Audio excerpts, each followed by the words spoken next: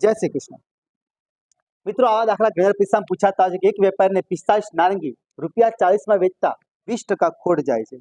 જો આ વ્યક્તિએ 20% નફો મેળવવો હોય તો 40 રૂપિયામાં કેટલા નંગ વેચવા જોઈએ નારંગીના કે જેથી એને 20% નફો થાય? બરાબર। આવો દાખલો પૂછાય તો નિયમ એવો છે કે રૂપિયા ઉપર તો 40 રૂપિયા છે અને 45 નારંગી છે। 45 નારંગી ₹40, તો જેટલા ટકા ખોટ ગઈ 20% ખોટ, એનો મતલબ 80% ઊભા થયા તો આપણે 80% કરશું। હવે આપણે એમ કે છે કે 40 રૂપિયામાં કેટલા નંગ વેચે તો 20% નફો થાય। નફો થાય એટલે 100 માં એડ કરી દેવા, ખોટ થાય એટલે 100 માંથી બાદ કરવા।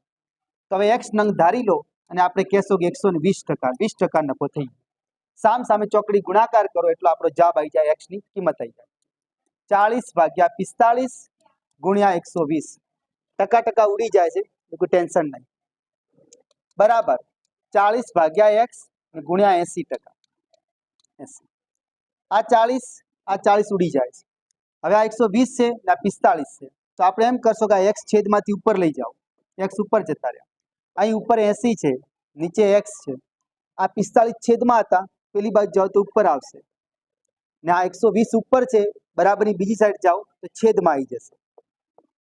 0 0 ઉડી જાય છે। આનો ઘડિયો બોલશો તો 4 દુ 8 થાય છે ને આને કહેશો તો 4 તરી 12 થાય છે। 4 4 ઉડી ગયા, 3 15 45 થાય છે, 15 દુ 30। આનો મતલબ કે જો x બરાબર 30 નારંગી વેચે 40 રૂપિયામાં તો આમાં 20% નફો થઈ જાય।